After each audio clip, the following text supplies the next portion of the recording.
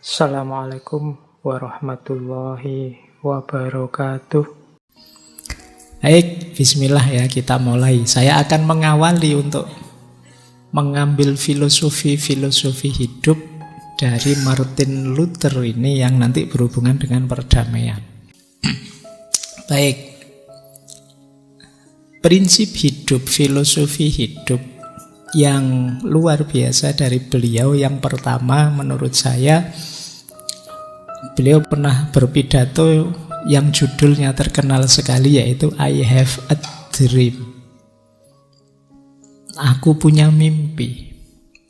Beliau melihat situasi masyarakat di sekelilingnya sama sekali tidak ideal. Ada banyak penindasan-penindasan, ketidakadilan. Maka terkenal sekali pidato beliau, I have a dream, aku punya mimpi. Ini menurut saya luar biasa. Mari mengawali hidup ini dengan mimpi-mimpi.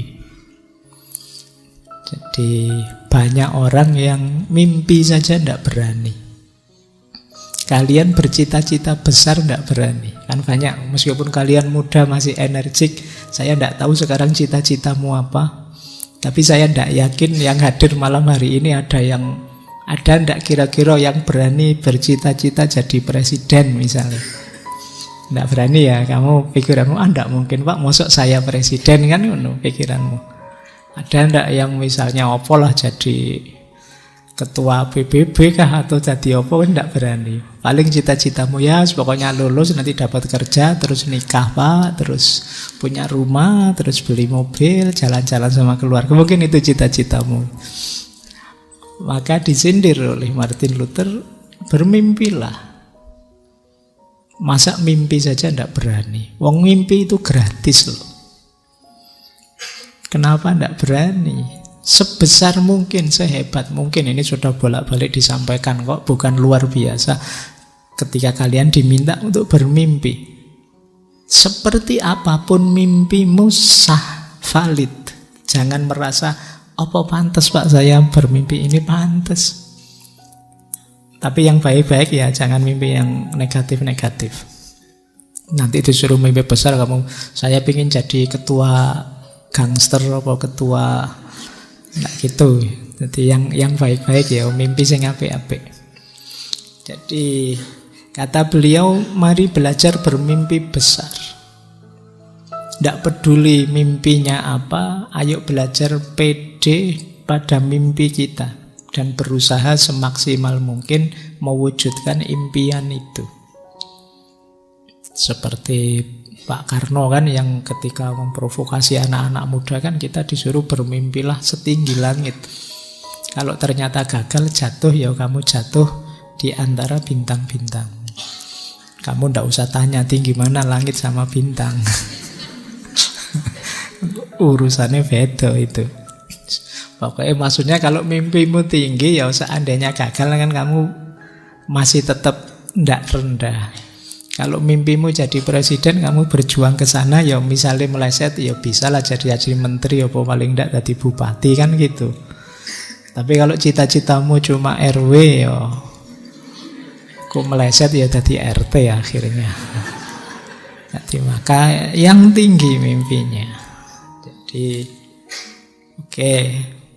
Mimpi besar beliau apa? Mimpi kesetaraan tadi kata beliau. Saya bermimpi bahwa keempat anak saya suatu hari nanti akan hidup di sebuah negara di mana mereka tidak akan dinilai dari warna kulit mereka, tetapi dari karakter mereka.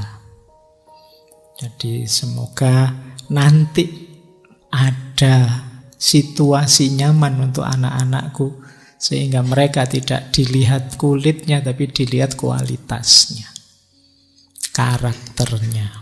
Jadi tidak dilihat casingnya. Nah, ya mungkin hari ini mimpi itu kita sebut sebagian besar terwujud, meskipun masih ada kadang-kadang fenomena rasisme.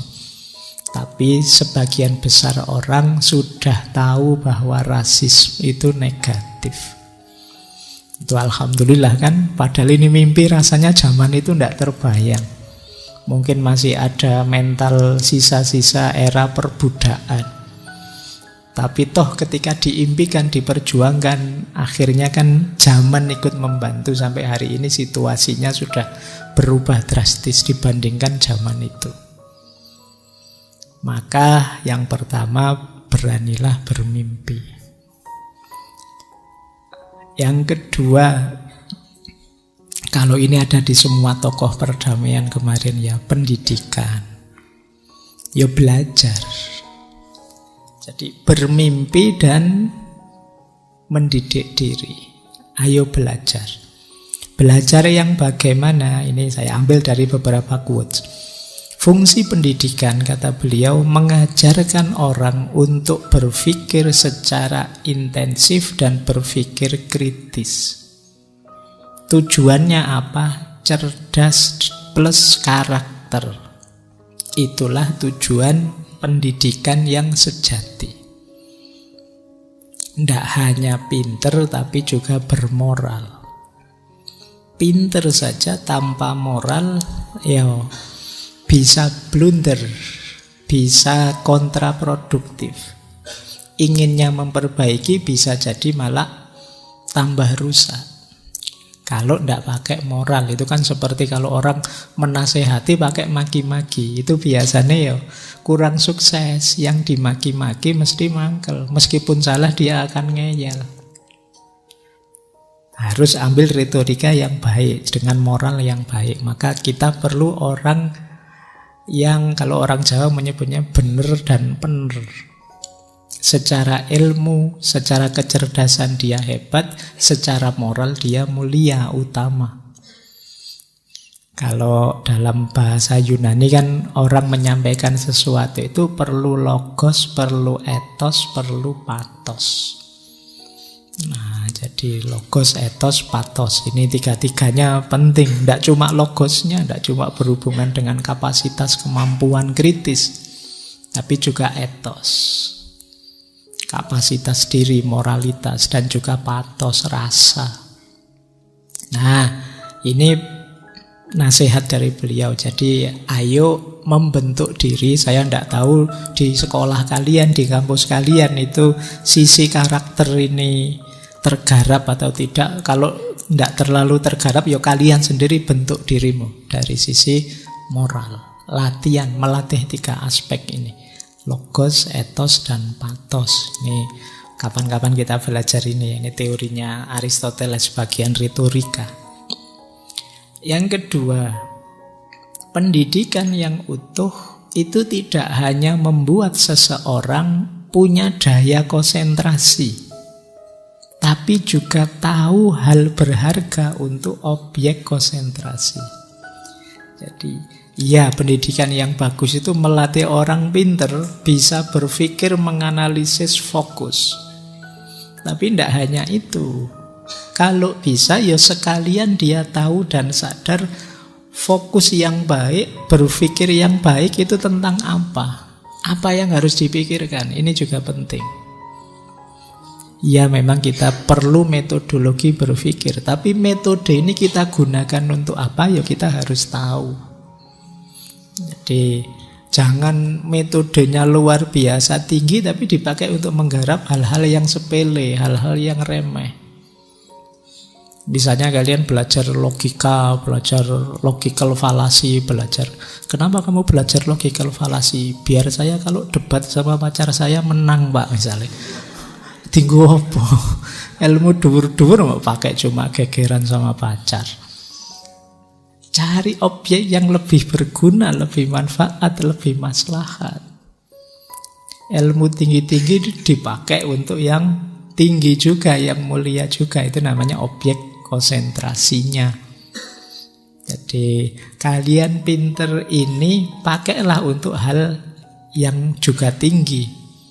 Jadi itu nasihat yang kedua. Jadi mungkin ini berangkat dari keprihatinan. Banyak orang-orang pinter, mungkin juga banyak anak muda yang potensial, pikirannya cerdas luar biasa.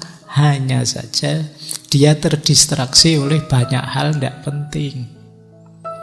akhirnya eman-eman ilmunya dipakai hanya untuk hal-hal tidak penting.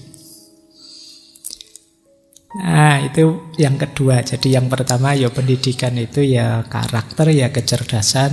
Yang kedua harus tahu mana yang penting, mana yang tidak penting. Harus ngerti prioritas. Nah, yang ketiga, kalau ini sindiran. Dalam hidup ini memang banyak orang yang malas berpikir. Jarang sekali kita temukan orang yang rela berpikir keras dan solid. Yang ada adalah pencarian untuk mendapatkan jawaban mudah dan solusi setengah matang. Tidak ada yang lebih menyakitkan bagi sebagian orang selain harus berpikir. Jadi banyak orang kalau mikir malas. Gini saja contohnya kalian Misalnya kalian beli latihan soal-soal ujian lah CPNS apa ujian akhir. Kamu nyari buku yang isinya soal saja apa yang sekaligus ada kunci jawabannya? Ayo. Ya kan, kamu mesti milih sing ono kunci jawabannya kan. Kenapa? Males mikir. Gitu. Kalau saya sering ngasih petunjuk kalian, di buku ada loh coba dibaca sendiri, apa kamu baca itu? Kan enggak, mesti nunggu saya jelasin kan. Jadi itu sebagian orang begitu, sebagian besar orang pokoknya nyari jawaban instan saja. Itu yang membuat kalian hari ini gampang termakan hoax, gampang dibohongi, gampang diseret ke kiri ke kanan, karena kita tidak punya rasa ingin tahu dan semangat untuk mencari jawaban sendiri. Setiap orang lebih senang diwakili orang lain berpikir dia terima matengnya. Contoh paling gampang ngaji filsafat ini kan. Kalian daripada capek-capek membaca buku tentang Martin Luther King, ngapain dengerin Pak Faiz kira-kira ngono lah isinya. Karena sebagian besar kan begitu akhirnya. Nah, maka kayak katanya dulu kita belajar seorang psikolog filosof itu kan, Carl Gustav Jung, ketika dia bilang memang berpikir itu menyakitkan, sulit. Orang kemudian lebih suka menghakimi, ngejudge. Baik, prinsip kedua. Jadi ini nggak boleh ditinggal, belajar. Bermimpi tapi harus belajar. Oke, untuk malam hari ini saya cukupkan sekian dulu. Mohon maaf kalau ada yang kurang berkenan, mungkin 1-2 kekurangan apa, mohon dimaklumi. Kalau ada kekhilafan, kealpaan yang teman-teman ngerti benernya seperti apa, silahkan disampaikan. Kurang lebihnya mohon maaf. Wallahul muwaffiq, wallahu a'lam bissawab. Wassalamualaikum warahmatullahi wabarakatuh.